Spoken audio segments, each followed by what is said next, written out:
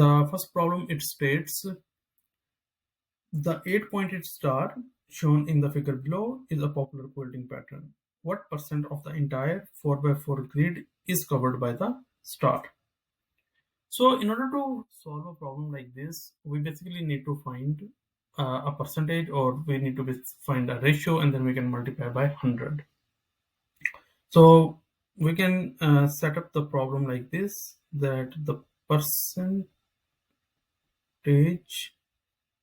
is equal to the area covered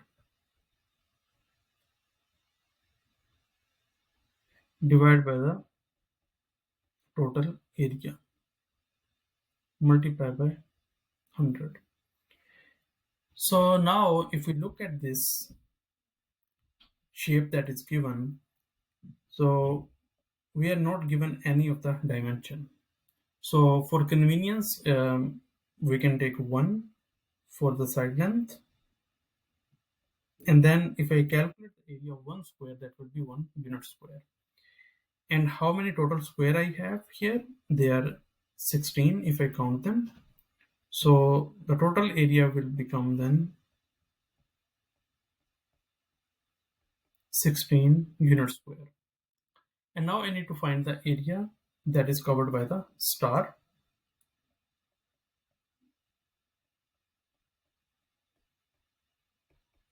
So that is now 1, 2, 3, 4. So I have 4 full squares, plus I see that I have 1, 2, 3, 4, 5, 6, 7, 8 half squares. So I can write like this. And now if I calculate the total area that is covered, so that is 8.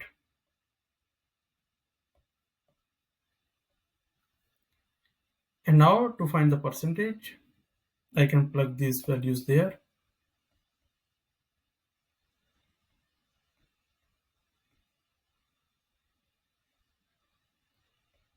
That is equal to 8 over 16 multiplied by 100, and that is then 50%. And the answer is then B. So now let's solve problem 2. In this problem, we are given ancient Egyptian symbols, and they are representing different numbers. As we can see down here, that there are different symbols and they are representing different numbers. So for example, a number 32, it is represented with this combination. So we can quickly see that by simply adding the corresponding numbers from this table, we can get 32. So now we have to answer that what number is represented with this combination. So for that, we will take again the corresponding values for each symbol and then sum them up. So we have 10,000 for the first one, then we have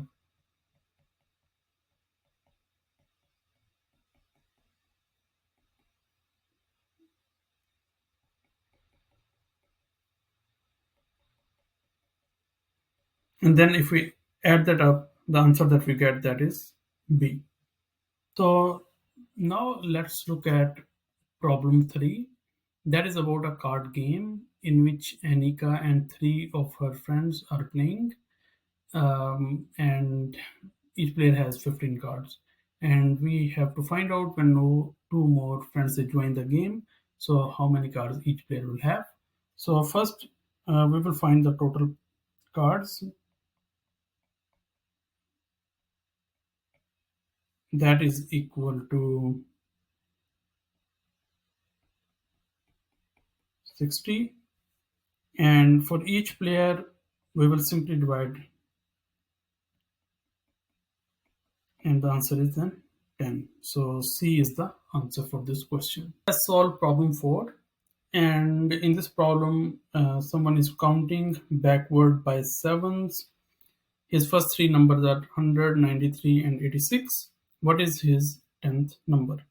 So if we see the pattern of the numbers, we can see that they're decreasing and the decrease is constant.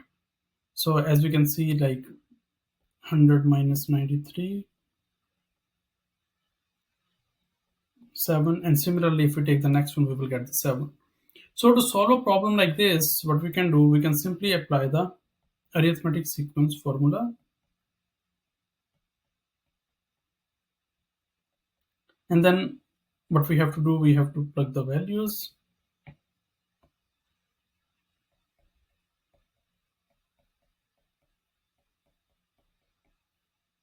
and then if we solve, the answer will be 37. Okay, so now let's look at problem 5. That is about this street map, and it says that Betty starts at the factory F and drives to different locations and then return to F. And we have to find the shortest distance in blocks that she can drive to complete the route. So to solve this problem, we will go only along these lines that represents the streets. So we go like this, and then we'll take the other shortest path, then the next one, and then the last. So from F to A, we have 3 blocks. The next we have 10. And if we count these from B to C, it's 6 and 5. So now if we sum up, so we get 24. So the answer is C. Okay, so now let's look at the next problem. That says that someone writes the numbers from 15 to 19 and he raises one of his numbers. The sum of the remaining numbers is a multiple of 4. So which number did he erase? So to solve a problem like this, one of the strategy could be to simply take a sum of these numbers and then subtract 1 by 1 and divide by 4 and see that if the resulting number are multiple of 4 or not. So if we take sum of these numbers,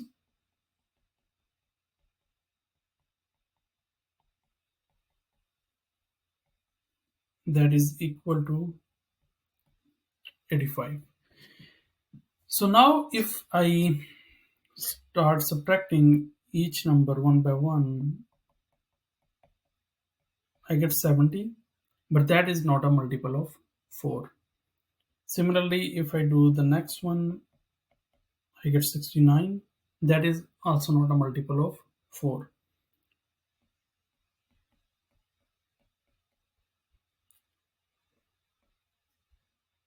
So if I check this one, this is a multiple of 4.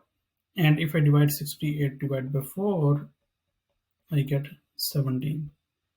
So the answer is then 17 or C for this problem.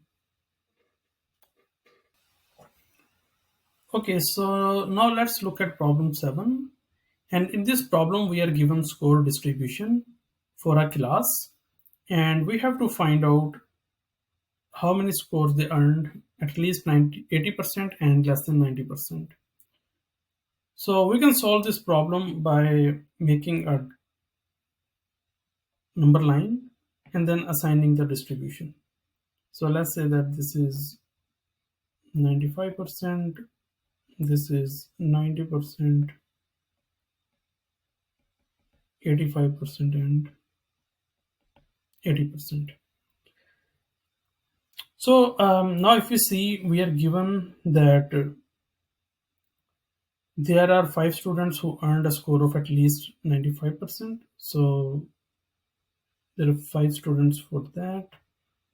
13 students earned at least 90. So in this region, we have 13 students, and then there will be 8 here.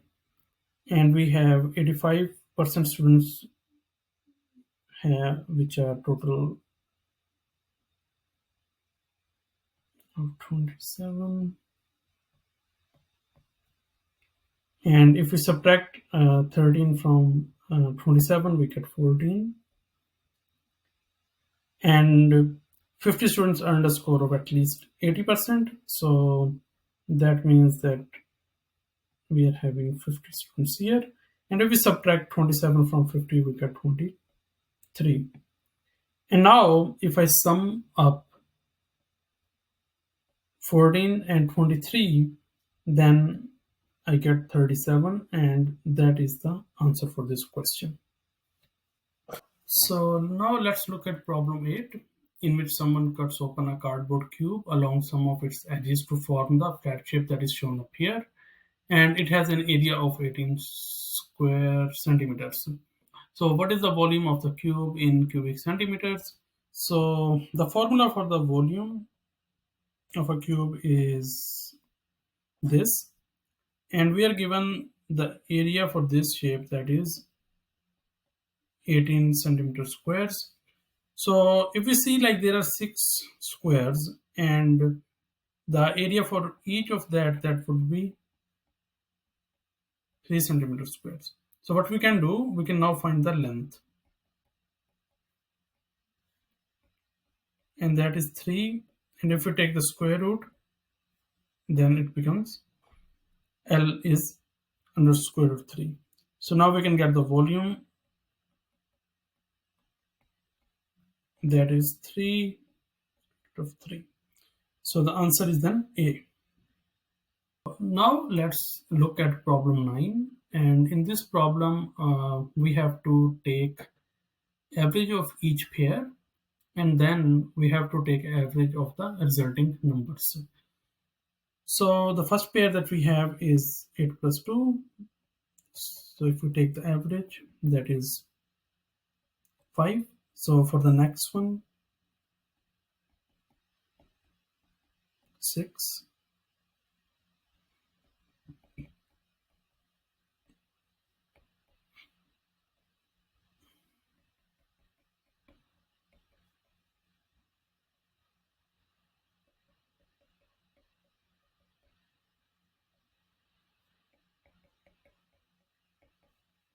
And 4. So now what we will do, we will take the average of these 6 numbers. So that is then 5 plus 6 plus 7 plus 8 plus 9, 4 over 6, and that is equal to 6.5. So the answer is B. Problem 10. So in this problem, we are given a rectangle, and that is then rotated at 90 degree clockwise about its midpoint. So in this problem, we have to find the overlapping area by the two rectangles. So what we have to do in this problem, we will calculate the areas for both of those triangles. So we are given this length 5, this is 3. So we will have then area like 15 plus 15 before rotation and after rotation.